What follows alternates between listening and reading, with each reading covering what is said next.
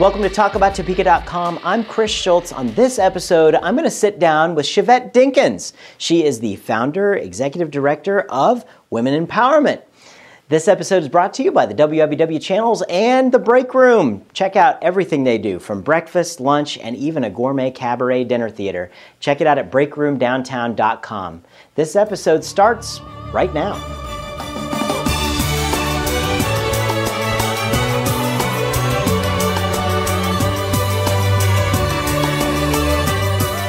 Well, I am sitting with a very dynamic woman who has many titles. She does a lot around this community. I'm sitting with Sheyvette Dinkens. She is the president, founder, and executive director of Women Empowerment. Thank you so much for joining us. Thank you, Chris, for having me. I heard about you because you had recently won in 2013 the 20 under 40 award that the Boy Scouts put out. So tell us a little bit about that experience. Cool experience. I got to network with people that I didn't know and I didn't realize what other people were doing in the community. So it was an exciting opportunity to be acknowledged for the wonderful work that we're doing at Women Empowerment and also network with some cool people under 40. That is pretty good. Now you're not, your class wasn't quite as dynamic as mine, but that's okay. But Chris, it's 2013 now. I know. It's what year were you? Well, I'm glad you came on the show, and I wanted to find out more information about women empowerment, and who better to find out from than you? So tell us a little bit about Women Empowerment. Alrighty, we started 2.5 years ago, if you can believe it, as actually a book club. I got some girlfriends together. We were going to hang out and mentor some young girls, and it's turned into a nonprofit overnight, literally. We have 8 programs now, and we serve over 300 clients. Wow. Yes. So we are rolling. That's cool. That's very, very cool. And what is it that you guys do? We mentor young girls, K through 5, middle school, and high school girls. Oh, very cool. So you may have heard of our new project called the Little Free Libraries. The things I that look have like heard mailboxes. of those. Those are pretty cool. That is us. So don't be afraid when you walk by. Where did that come from? Where did the whole idea for that come from? Actually, wonderful Facebook. Really? I see the picture of one of the boxes on Facebook, and I was like, I want one of those. So I contacted the first people that had them here, which was James and Kim Darty. And I was like, hey, you want to partner? Can we create some boxes? Can we pay? And they was like, sure. And then we set a goal for 2 months, 20 boxes, and we did it. That's cool. Yep. That's really, really cool. And so you've got the little mailboxes the library boxes all over town. We have them in 7 zip codes. We're going to roll out 20 more boxes this spring and summer, so we hope to hit every zip code by then. That's excellent. And how does it work for people who haven't really been following this? So tell us a little bit about that. Actually, it's rather simple. You go up, you pick a book, you take a book, you exchange a book, and it's free. That's pretty cool. Yeah. Now, do people sponsor them, or their house, or how do they work that out? The people that actually host them are considered stewards. So it's their job to check the boxes, make sure there's no damages, call us if they need more books. And then we have some people that have sponsored boxes. For $200, if you're interested in sponsoring a box, all you do is contact us, www.womenempowermentks.org. We put it on the screen right now. Okay. And leave us a note that you're interested. And it's $200, and you get your name or the person, whoever you're honoring or in memory, on the library. Very good. Well, that's very cool, and I'm fascinated with the idea that you saw something and you really just went there and said, we need to make this big, and you did it. So thank you. It was 200 hours, 2 months, and 15 volunteers. Wow, lots of people getting involved in this too. And that's one of the things I think that really shows Topeka's spirit. The people coming together. How difficult was it for you to get people involved with it? It was just finding the right people. Once I found the wrong people, it was no problem whatsoever. I'm not a crafty person, so I was more of the administrator of the project. I didn't do any nails or painting, but I just did the communication. And then we had communication is key. Right. I'll tell you what. We had wonderful people from the UUFT church that partnered with us and brought a lot of volunteers out also. So it would not have happened without the Darties and all of our volunteers. So. Wow, that's very, very cool. And you have your hands in a lot of other things around town. Tell us a little bit about the things you do.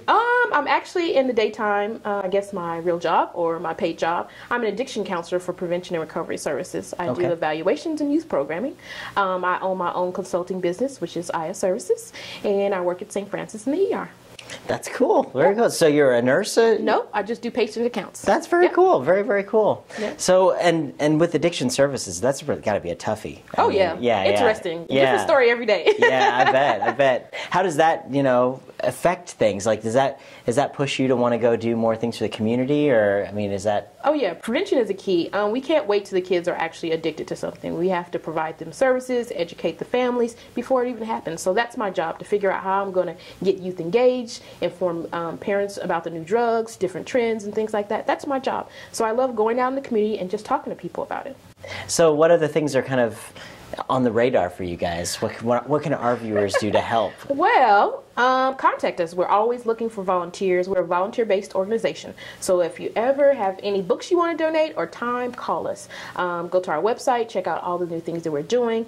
In March, we will be having our 3rd annual Empowerment Weekend, which is a cool event. The first night, we have an author that comes in from Texas. Her name is Tiffany Warren. She'll be doing a book signing at Blue Planet at 8. You can go on our website, get more information about that. And then the next day, we'll have a forum at the library. So you'll be able to view a movie and talk about the book and what was not in the book and what was in the movie and what you didn't like. It's exciting. Very cool, very cool. And I want to get into having a little discussion just about Topeka, because we're talking about Topeka here. So, knowing all about what you do, what are some of your favorite things about Topeka? What are your favorite things to do? I love that people are friendly. When I started my nonprofit, I just wanted to help. I had no idea how to run a business or anything, and I just contacted people, said, hey, I have this, I want to do this, and people were so helpful. And even along the way, since we are volunteer based, people send me referrals all the time.